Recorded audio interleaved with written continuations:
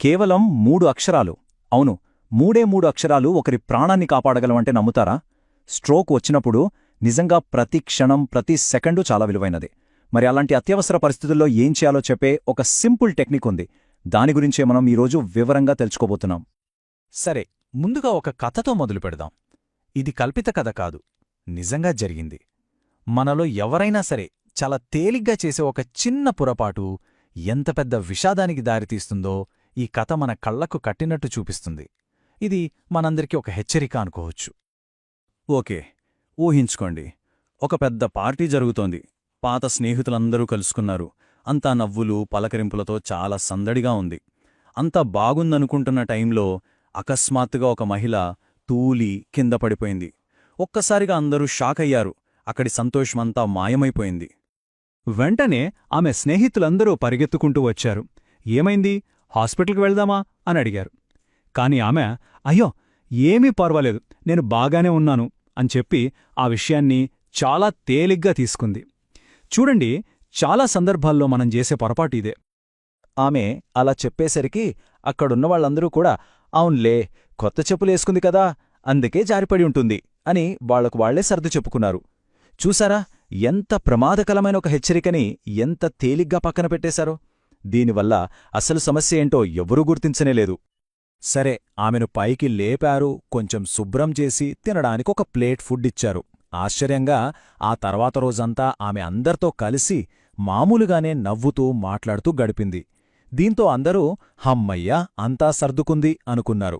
కాని వాళ్లకు తెలీదు అసలు ప్రమాదం అప్పుడే మొదలైందని. అవును, పైకంతా నార్మల్గానే కనిపించింది, కాని లోపల ఒక పెద్ద ప్రమాదం పొంచుంది.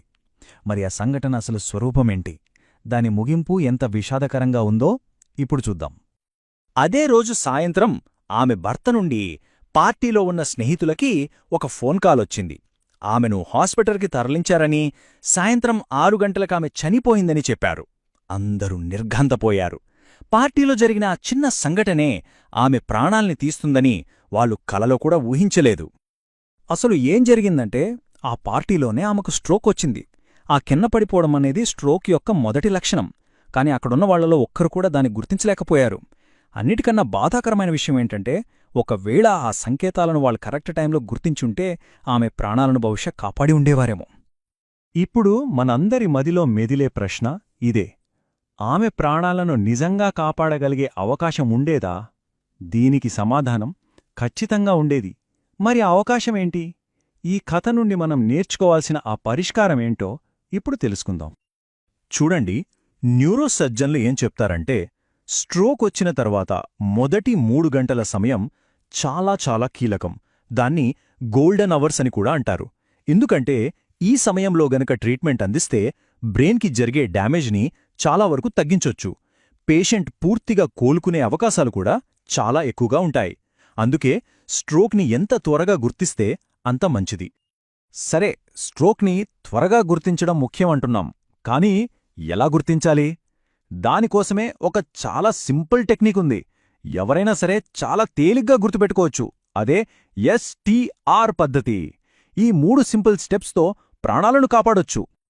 ఓకే, ఈ STR అంటే ఏంటో ఇప్పుడు వివరంగా చూద్దాం.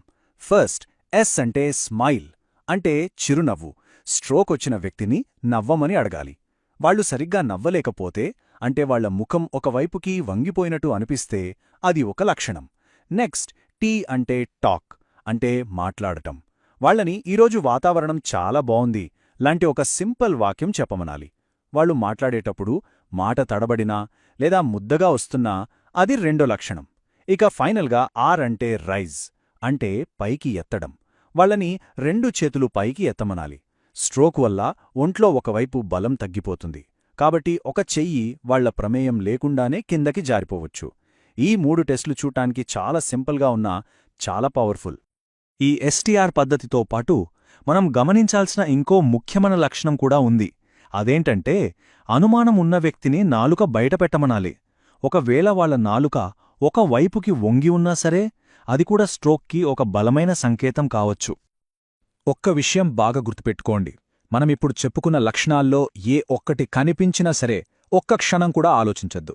వెంటనే అంబులెన్స్కి ఫోన్ చెయ్యాలి. అంతేగాదు, మీరు గమనించిన లక్షణాలన్నిటినీ వాళ్లకి క్లియర్గా చెప్పాలి. ఎందుకంటే ఇక్కడ ప్రతి సెకను మనకు చాలా ముఖ్యం. సరే, ఇప్పుడు మనకు స్ట్రోక్ లక్షణాలను ఎలా గుర్తించాలో తెలిసింది. ఇది చాలా మంచి విషయం. కానీ ఈ సమాచారాన్ని మన దగ్గరే ఉంచుకుంటే సరిపోదు. దీన్ని అందరితో పంచుకోవడం కూడా అంతే ముఖ్యం. ఎందుకంటే ఒక చిన్న షేర్ ఒకరి ప్రాణాన్ని నిలబెట్టగలదు. అదెలాగో ఇప్పుడు చూద్దాం. ఒక ఫేమస్ కార్డియాలజిస్ట్ ఒక మాట చెప్పారు. అదేంటంటే, ఈ సమాచారాన్ని మీరు కనీసం ఒక 10 మందికి ఫార్వర్డ్ చేస్తే దానివల్ల ఒక్క ప్రాణాన్ని అయినా కాపాడగలుగుతారు అని. ఒక్కసారి ఆలోచించండి. ఎంత సింపుల్గా అనిపిస్తోంది, కాని ఎంత పవర్ఫుల్ మాట ఇది. ఈ ముఖ్యమైన విషయాన్ని అందరి దృష్టికి తీసుకురావాలని నేను నా వంతు ప్రయత్నం చేశాను. ఇప్పుడు దీన్ని మరింతమందికి, ముఖ్యంగా మీ కుటుంబ సభ్యులకి, స్నేహితులకి చేరవేయాల్సిన బాధ్యత మనందరిపైనా ఉంది. గుర్తుంచుకోండి, ఇది కేవలం ఒక మెసేజ్ ఫార్వర్డ్ చేయడం కాదు, అవసరమైనప్పుడు ఒక ప్రాణాన్ని కాపాడే ఒక గొప్ప అవకాశం. చివరగా ఒక మంచి మాటతో ముగిద్దాం. మనం ఎవరికైనా ఒక గులాబీ పువ్విస్తే ఆ పువ్వు వాసన మన చేతికి కూడా అంటుకుంటుంది కదా. ఈ జ్ఞానాన్ని పంచుకోవడం కూడా అచ్చం అలాంటిదే. మనం చేసి ఈ చిన్న మంచి పని, దాని ప్రభావం మన జీవితంలో కూడా ఉంటుంది. జాగ్రత్తగా ఉండండి, ఆరోగ్యంగా ఉండండి.